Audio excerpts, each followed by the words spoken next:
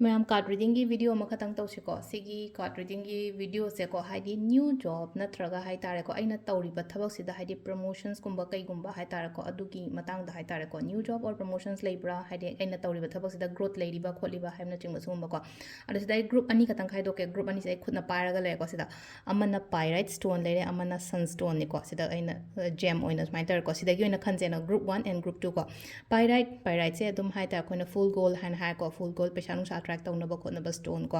हाइदी अदुमाइदा money blockages कुंबा लेतनबा अदुगा सनस्टोन अगेन हाइ तार को नुमाइजिंग पोक खोटबा मी गुंबा अदुमाइ तार को नुमाइजिंग पोक ट्रो सिबे को सनस्टोन से अदुम हाइ तार को हाइदी मिकोक थोंगनबा खोनबा अदुमाइ तार को अदुम स्टोन जो ओइना ओइरे को दो सिदगी सिगी अनि सिदगी अहामबा अमा हान येंगसे ग्रुप 1 हाइरागा दे खोगी सनस्टोन से हान येंगसे को सनस्टोन खनबंगैगी ओइना हाइ तार को अनि सिदगी अमनेबा खनदोइसे अनि सिदे अमा खनबसे खोइना सनस्टोन से हान येंगसे सनस्टोन से हाइ तार को आइगी करियर ग्रोथ लेब्रा सिक्सिबो नत्रगा हाइदी अनोबा जॉब कुंबा लाकद्रा नत्रगा प्रमोशंस कुंबा कमाइ तौगदगे खोटगदगे हैबदो अदुगी मतांगदनिको दो सिदा येंगसे को सिदा आई 3 कार्ड्स खतंग लौथोकजगे को 3 कार्ड्स लौथोकपसे को होय करियर ग्रोथ से को 3 कार्ड्स बदी लौथोए न को खरसो ऐसे होटनगदब खरा वाटलिको होटनो यामना हाइ तारे को सिदा कोड कार्ड खरा लाको जे हंजन जन खरा लौथोए को सिदा ऐ फजन होटनो अप्रैल मे गुंबा कई गुंबा हाइ तारे सो अइंगोंदा हाइ तारे को हाइदि पोचिंग सिदगी हाइ तारे को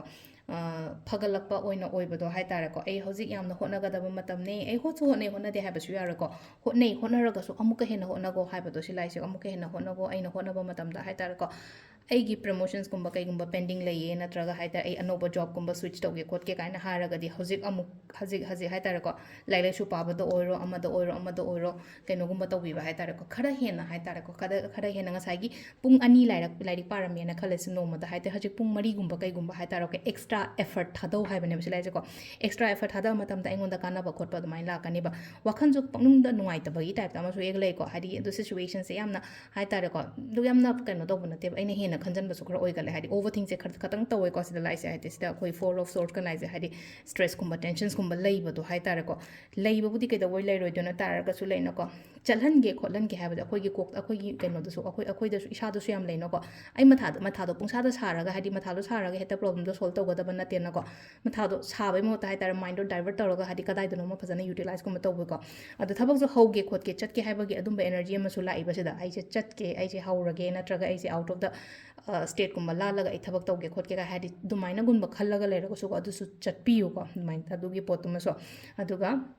सिदा लैनको हाइदि ग्रोथ लेटब्रा हाइरगदि डेफिनेटली ग्रोथ लेगनी अदो आई होटनोवना हाइ कोसे लैसे सिसना अहामबा खोइगी सनस्टोन खनबा ngैगी ओइना लैरको मथंगी पाइरेट स्टोन अमु येंगसे को आइना साइ खुदो पनि ख उचगिबदो को हमसिना सिना पाइरेट लेको सेकेंड ग्रुप 2 सिना पाइरेट खनबा ngैगी ओइना लैरे पाइरेट खनबा ngैना हाइदि जॉब हाइ तारे को न्यू जॉब करियर अदगी नत्रगा हाइदि प्रमोशंस के केगी मतंगी रीडिंग नि को ngasi तौरिसा तो सिदगी आई कार्ड से लौथोकजगेको नि अहुम खतंग हाना लौथो येंगे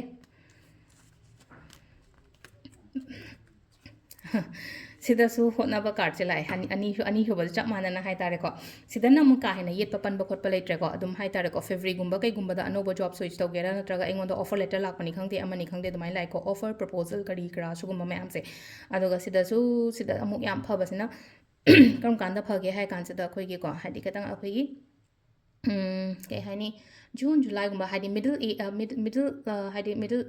ईयर एंड हार्सने को चाही मीसिंग से अहाम हौरपदा फबा मा लोरमदाइदा फबा मा हाइदि सिगी नoi तादि मयाइ ओइरप तौबसिदै को पोचिंग से लोइन अलाइन तौरकनी हाइदि आइगी दमकता हाइ तार को अफबा मतम हाइजे हाइदि ngसाइगी खितंग केनो तौरक मतम जे फेब सु फै को फबबोदे को फेब सु फै अदो हजिक सु लैनो को अतोप मेजर ओइबा थबा इंखांग गुंबा कई गुंबा लेरगदि सिसिना हाइदि लेमौरिबा हाइ तार को हाफ ईयरली गुंबा हाइ तार को हाफ ईयर गुंबा कम अदुगी मतुंग गुंबा दा लाकपा हाइ तार को ट्रैवलिंग गुंबा कई गुंबा यामना पीरी को ट्रैवलिंग से अखोई आउट ऑफ द कंट्री गुंबा कई गुंबा सु चलकपसु याय अदुगा आइना हजि होनरिबा खोलिबा हाइ तार को सिदसु ग्रोथ यामना दि लाओ हाइना पीरिबा आइदो स्टेबल ओइबा जॉब अमदि तौवे ताजो हाइदि स्टेबल ओइबा जॉब सितंग साइ प्रमोशंस करी करा हारसने को अदुगी मतंग दा हाइरगदि पोचिंग से लोइनम आइगी फेवर दा लाकपा खोटपा माइ तौरगा लाए को अदुगा इन्वेस्टमेंट गुंबा दि कई गुंबा दि तौरुनो को हाइदि सिदा अखोइना लइसे हाइदि करियर और कैनोनिना बिजनेस की कई रीडिंग नतेना को इन्वेस्टमेंट गुंबा कई गुंबा दि न को हाइजे ऑलरेडी थबा अमा तौजये अतारगसु मिसिने इन्वेस्टमेंट तौरो खोलो कान हाइदि इन्वेस्टमेंट गुंबा दि ꯅꯣꯅꯤꯀꯣ ꯁꯤꯂꯥꯏꯁꯦꯀꯣ ꯑꯗꯨꯒ ꯃꯦꯅꯤꯐꯦꯁꯇꯦꯁꯟ ꯇꯧꯕ ꯈꯣꯠꯄ ꯃꯇꯝꯗ ꯑꯩꯉꯣꯟꯗ ꯌꯥꯝꯅ ꯀꯥꯟꯅꯒꯅꯤꯀꯣ ꯑꯗꯨꯅ ꯌꯥꯔꯤꯉꯩ ꯍꯥꯏꯗꯤ ꯐꯨꯜ ꯃꯨꯟ ꯂꯥꯛꯄ ꯑꯣꯏꯔꯣ ꯅ꯭ꯌꯨ ꯃꯨꯟ ꯂꯥꯛꯄ ꯑꯣꯏꯔꯣ ꯅꯠꯇ꯭ꯔꯒ ꯑꯩꯈꯣꯏꯒꯤ ꯄꯣꯔꯇꯜꯒꯨꯝꯕ ꯂꯥꯛꯄ ꯈꯣꯠꯄ ꯃꯌꯥꯝꯁꯦꯀꯣ ꯁꯤꯗ ꯃꯦꯅꯤꯐꯦꯁꯇꯦꯁꯟ ꯇꯧꯕꯤꯌꯨꯀꯣ ꯔꯤꯗꯤꯡꯁꯤꯁꯤꯗ ꯂꯩꯔꯦ ꯌꯥꯝꯅꯁꯨ ꯁꯥꯡꯍꯟꯗ꯭ꯔꯦꯀꯣ ꯍꯥꯏꯗꯤ ꯁꯨꯝ ꯌꯥꯝ ꯁꯥꯡꯉꯒꯁꯨ ꯁꯨꯝ ꯌꯦꯡꯕ ꯈꯣꯠꯄꯗ ꯀꯩꯅꯣ ꯇꯧꯕꯁꯨ ꯌꯥꯎꯋꯦꯅꯀꯣ ꯑꯗꯣ ꯇꯦꯜꯂꯞꯅ ꯍꯥꯏꯗꯤ ꯁꯝꯂꯞꯅ ꯑꯩꯈꯣꯏꯒꯤ ꯀꯔꯤꯌꯔꯒꯤ ꯔꯤꯗꯤꯡꯁꯤꯁꯤꯗ ꯂꯩꯖꯔꯦꯀꯣ ꯃꯦꯝ ꯊꯦꯡꯛ ꯌꯨ